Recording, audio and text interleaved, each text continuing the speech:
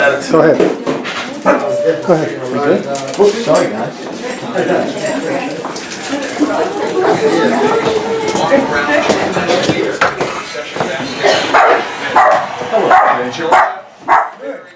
the first 20 minutes, but for 40 minutes, Texas A&M was the better team, and they win it by a final 74-69. We'll give credit to the halftime adjustments of A&M. Again, they stopped taking the bait Hey, Dick. and started going inside instead of settling for We're at 3-point Dick shots. Williams' house. It is the 15th of February, 2020. And Dick has been awarded the Rory Quirk Award for outstanding contributions to Georgetown football. And since we have them together, we want to ask them if they would reminisce about how the two of them started Georgetown football. So here we go. Take two. Dick and I started at Georgetown in 1961.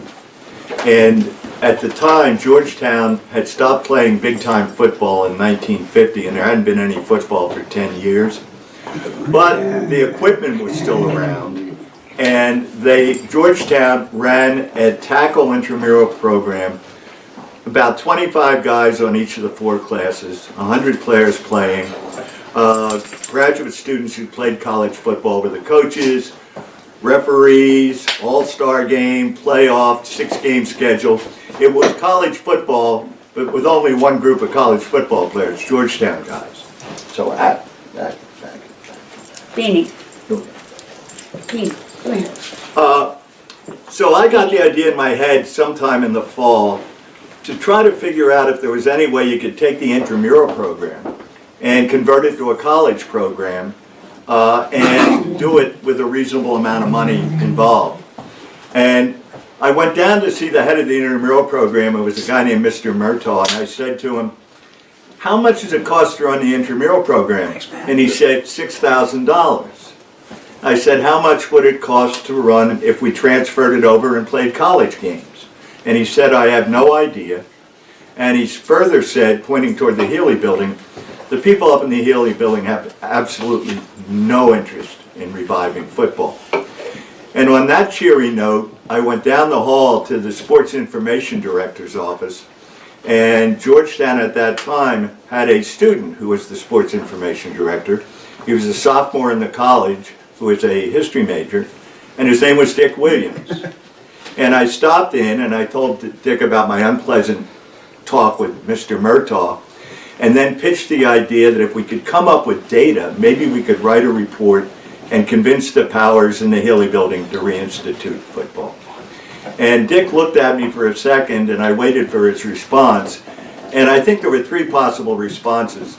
The first one was to laugh out loud. The second was to say, "I'm busy, I've got to take this call." And Dick didn't do either one of those things. What he did was say, "How can I help?" And I said, "Well, we've got to write to some colleges and see if football coaches will give us their data so we can see how much more money we need to convert the program."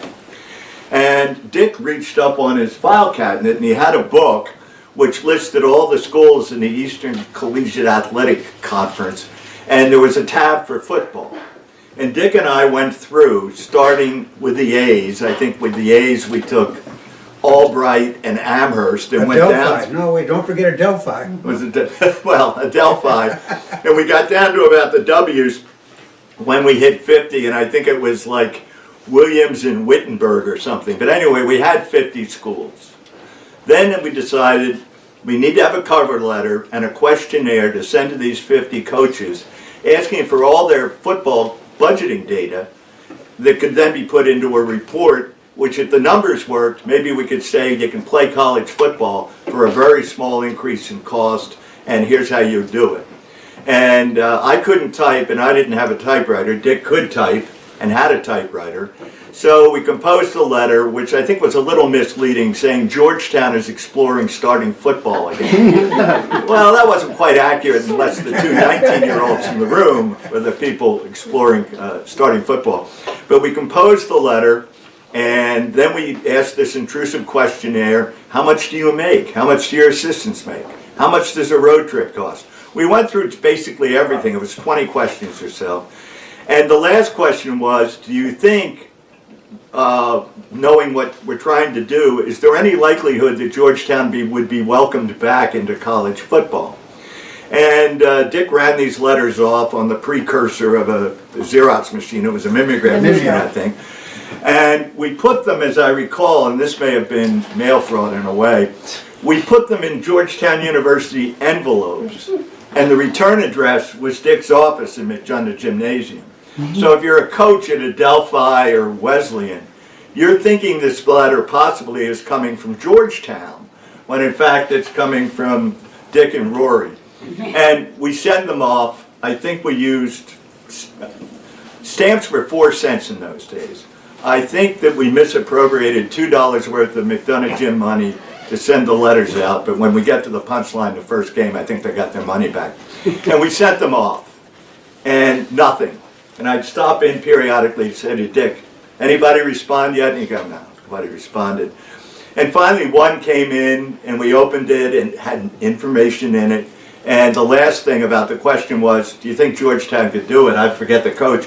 The coach said, you know, if you guys can make the numbers work, yeah, welcome back. Great to have Georgetown back in college football.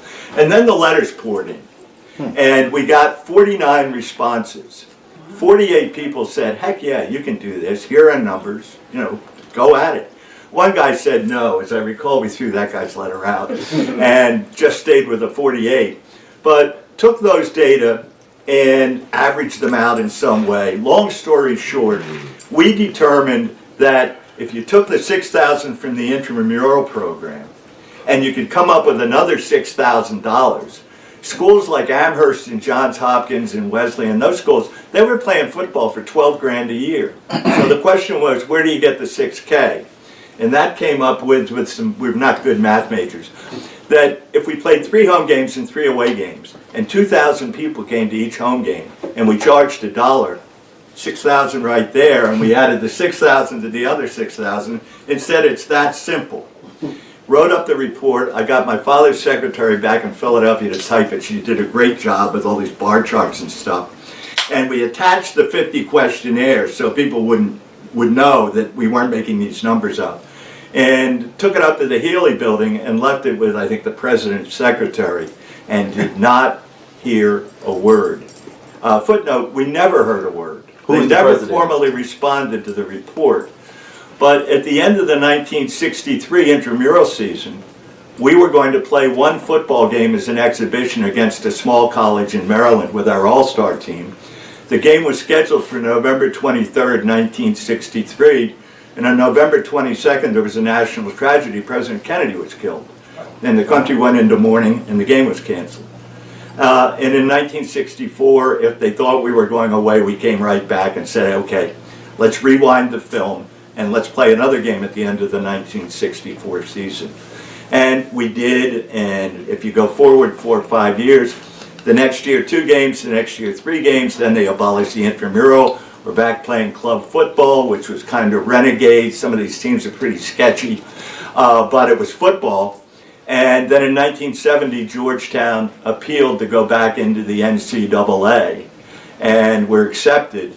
And so this wildly improbable pipe dream of 2 19-year-olds. Someone asked me at one point, did you have a consulting firm put the report together? And I thought, well, if it's 2 19-year-old guys with a mimeograph machine and a typewriter, yeah, we had a consulting firm that did it. But that is the story of Georgetown football. And as I look back on that, I heard a line in a song once that said, I wish I didn't know now what I didn't know then. I'd flip that around. I think if Dick and I had known now what we didn't know then, Dick might have said to me, this is a pipe dream, pal. This is not going to happen. But anyway, we knew nothing. We knew nothing. But when you're 19, anything is possible. And if it were a stock, no one would have bought it. If it had been a startup, it would have crashed. But 2 19-year-olds managed somehow to take a university on a very long shot magic carpet ride that ended up playing intercollegiate football at Georgetown. And here we are 58 years later.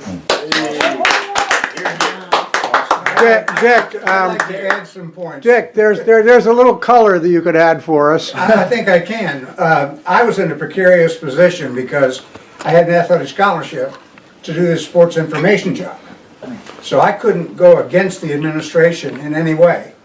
I had to do what I was told. Yeah. And we had an asset then that none of you probably ever heard of. The athletic director, Jack Haggerty.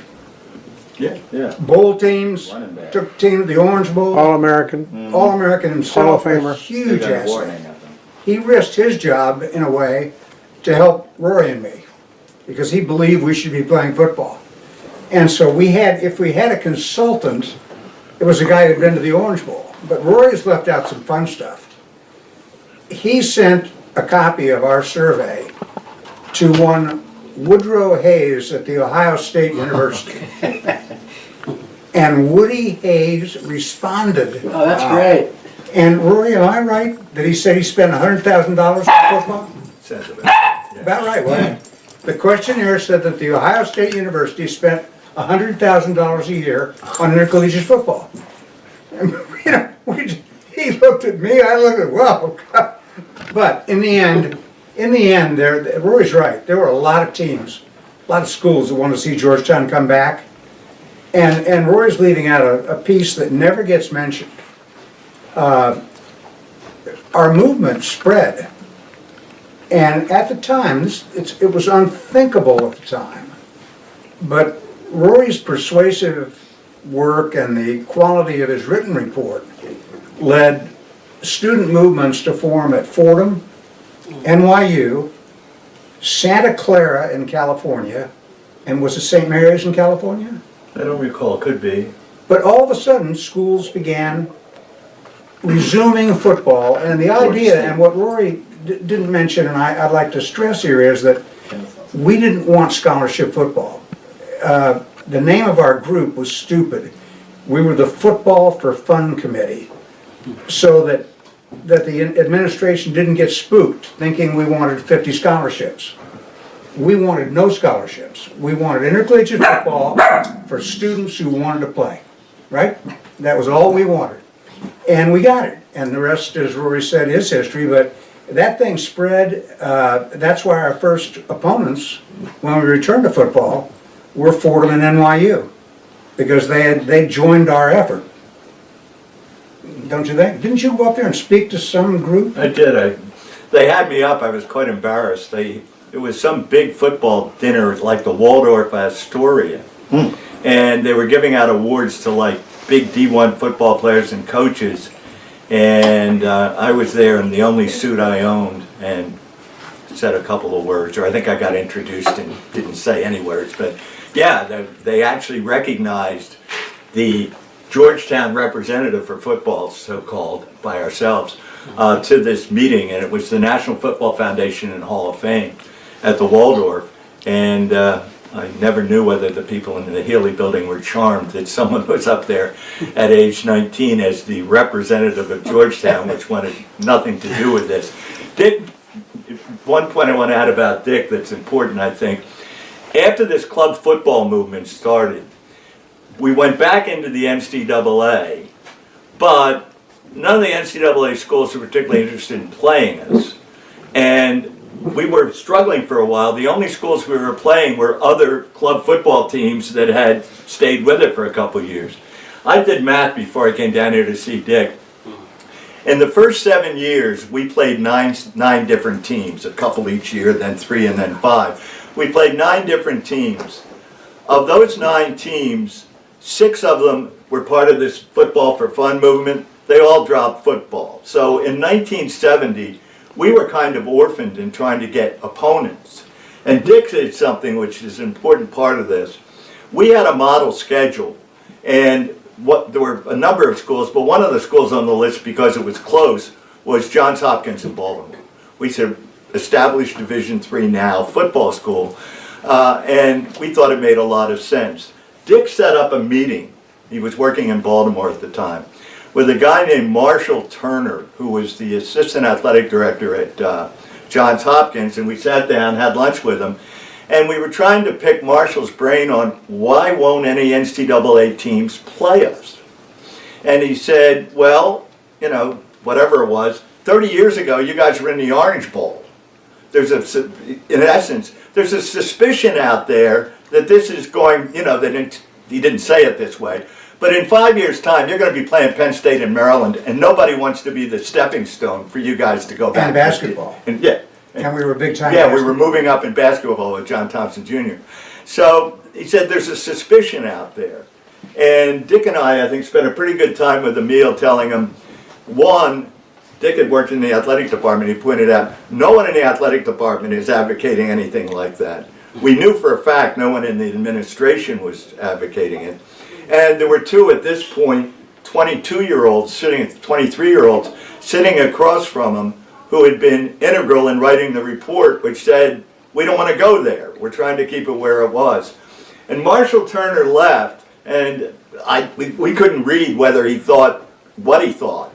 But 2 years later, we got our first NCAA teams, real NCAA teams, not club teams. One was Johns Hopkins, and somebody at Johns Hopkins must have talked to a small school in Pennsylvania, which played in Johns Hopkins League. Suddenly, Johns Hopkins and Dickinson College were the first NCAA teams on our schedule. And Dickens left out one interesting thing about his past. He told me that one summer he had sold encyclopedias and was pretty good at it. Well, Dick must have brought out his encyclopedia skills, because I think that day he sold Marshall Turner on Georgetown football.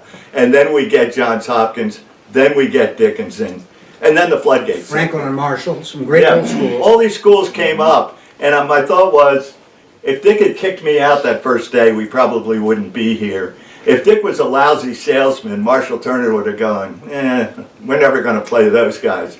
And I don't know what would have happened. So there are a lot of what-ifs in this thing, but Dick's getting and selling Marshall Turner on Georgetown football. I think he probably went back and said, these two guys are well-meaning. I don't know if they know what they're doing, but they're legit. But I think he watched us to see what we did. Yeah, and so that's how we got back in the NCAA game. I think if nobody wanted to be first to play Georgetown and in an NCAA game, and Hopkins was one of the first.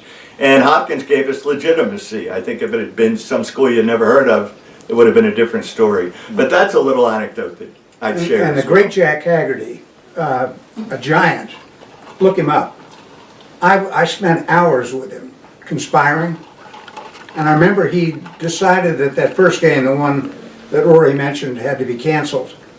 Mr. Haggerty said that we were going to play Frostburg State Teachers College. And I'd never heard of it. They were within an hour ride of Georgetown. I never heard of it. And I remember the first thing I said to him was, can we beat them? That's, I didn't want to be embarrassed. Yeah. And he said, yeah, I think we can. And I'm listening to an Orange Bowl coach, right? From the era of Frank Leahy and that guy Kavanaugh at BC and everything. And okay, if he says we can beat him, we're not going to be embarrassed, let's do it. And just a side note that can be edited out, that there was a huge debate among the players after President Kennedy was killed that afternoon in Dallas as to whether the game should be canceled or should go forward. And you may recall that Pete Rozelle was the commissioner of the NFL, and he decided that the pros, the NFL, would play on that Sunday. Every college game was canceled for that Saturday. And the players, there was a spirited argument. Roy was for canceling, I was for playing. My thought was this opportunity will never come again. Rory was right. We couldn't play that day. And I will tell you that in the days of 15-cent beers at a place called Old Mac's, about 60 football players may have set a record for consumption that night because the game was canceled. That sound about right, Rory? Could be. One other thing related, when the game finally was played, the second game, there was no line item in the budget for the game. And the game day costs were going to be $2,500. And there was an administrator, his name isn't important, but you and I know who he is, who said, how is this going to be paid for? And I said, well, we're going to charge admission. and we'll get 2,500 people, and that'll cover the $2,500. And so the deal, we weren't great businessmen, the deal was that if we raised $2,500, we'd call it even. If there was more money than that, the athletic department would keep it. What wasn't raised was what happened if we didn't raise the $2,500. And the treasurer of the student athletic committee, who was a classmate of ours, raised that question since he was the treasurer. And I finessed it and said, we'll get 2,500 people. I don't know what would have happened if we didn't. Long story short, game day, 8,004 people paid $1. Wow. And it's still, I think, the largest on-campus, no, there's a larger on-campus crowd? Homecoming, 1968, up on Keogh Field, 9,008 people. I thought we did 12,000 in the second year, but that may... No, it was 8,000. You may be okay on that, but we got the 8,004. I think that covered the $2 in stamps that we stole from the athletic department. And Georgetown still made out with $5,500. And my treasurer didn't have to go in the witness protection. So that's, yeah, but we came up with the 25. People said, how did you estimate 2,500? I said, that's what we need to cover the cost. If it had been 2,600, we would have said 26. We were going to come up with any attendance number that would let the game go forward. And we got lucky. We got more than lucky. Huge crowds. Yeah. And with nowhere to sit, of course. You know, Sure. there were some bleachers, but it was huge crowds. And that first one, we had floats, and we had a homecoming queen, and it was like we'd actually knew what we were doing. Well, this is wonderful. Rory and Dick, if we said thank you, what would you say? Thank you. I mean, it's the Yeah. players and the coaches who stayed. Ideas are only good if they come to fruition. There are a lot of bumps in the road, but people like Bruce and David Goracy and Dick and others have stayed with it, and all you guys have been the beneficiaries of that. But it's the other way back, too. And they're with it If guys like you aren't playing football, this thing would have died. So there's a synergy here between some people were the idea guys and some people went out and did it. And so props to you as well, because people on the other side of this camera, they're the real legatees of this, and they're the real movers and shakers. So thank you. Dick?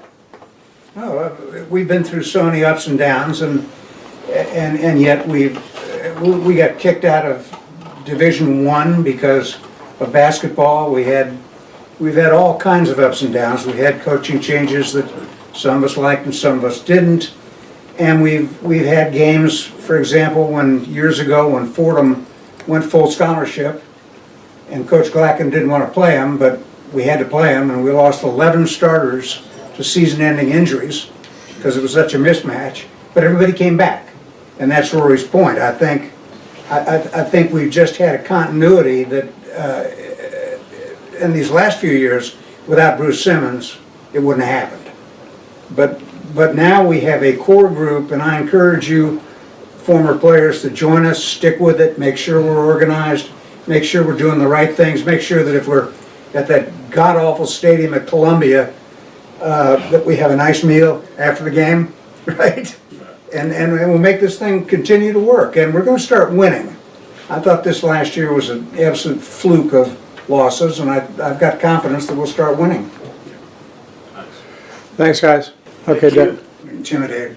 You know, I think one thing that it's sort of inside baseball, but we couldn't have done what we did without Jack Haggerty, the great coach. And he was a font of football knowledge, and he was so much fun for me. And his stories, he told me one time that how he built his 1939 top 10 team that went to the Orange Bowl. And he used a Jesuit network around the country. And Jesuit priests around the country would call him and say, Mr. Haggerty, we've got a kid here that we think can play for Georgetown. So he said he got a call from a Jesuit in Birmingham, Alabama, who said that there was a kid at Bessemer, Alabama, the steel town, that ought to play for Georgetown. So Haggerty writes him a letter and says, you ought to come play for Georgetown. He was a fullback and a middle linebacker. And his name was Earl Fullalove. And so Mr. Haggerty sent the kid, in August, he sent the kid, Fullalove, a train ticket to DC. And he said, I'll meet you at 37th and O Streets. I'll recognize you. So he waits, 3 o'clock in the afternoon, train pulls in from Birmingham, Alabama and Bessemer, and this young man gets out of the taxi cab with a full beard. And Coach Haggerty looks at him and he said, I knew I wanted this kid, but I took a gamble. And I walked up to him and I said, full of love? And he said, yes, sir. There's a barber shop 2 blocks down. Here's a quarter. I'll be waiting for you. And he said, I didn't know if the kid was going to get back on the train and go back to Alabama or what. Yeah. And sure enough, about a half an hour later, here comes the kid clean shaven. And here's one for you. Well, actually, none of you are old enough. He ran the Georgia. Well, he became the general counsel of the AFL-CIO. And his name is on a very famous case at the Supreme Court involving union quotas on race under the Nixon administration. It's called Full of Love versus U.S. Interesting. And I always think of the kid with the beard and a Supreme Court citation. But Mr. Haggerty was like, he had all these stories, you know? Yeah. And the story on him, by the way, the story on Georgetown Jack was that he wasn't widely known in high school. He was small, and BC passed on him, and Notre Dame passed on him. And he ended up at Georgetown, and this is, I love these legends sports writers make up. They asked him how come he was such a good running back, and he said, well, I was a bank messenger in Dorchester and I had to run through the crowds. So I said to Mr. Haggerty, you're really a bank messenger? He said, no. That's good. I like that, it's funny. He was awesome. But again, let me stress, since Bruce is still rolling, let me just stress that it was a subterfuge. We had this Jesuit sitting there working a 40-hour week opposing us, and we had Mr. Haggerty closing his door and saying, here's what we're going to do. Right. Oh, it's not the future. And today we would call them offensive coordinators and defensive coordinators, both worked in the athletic department. So they were in on the deal. Rory mentioned Mr. Murtaugh. He was the defensive guy. Who was the offensive guy? Rory. Keep the dogs. Can I help you? But these guys had been at Georgetown for 10 years without a team to coach. And they were all smart guys. And so they helped us in any way they could. Good. It's awesome.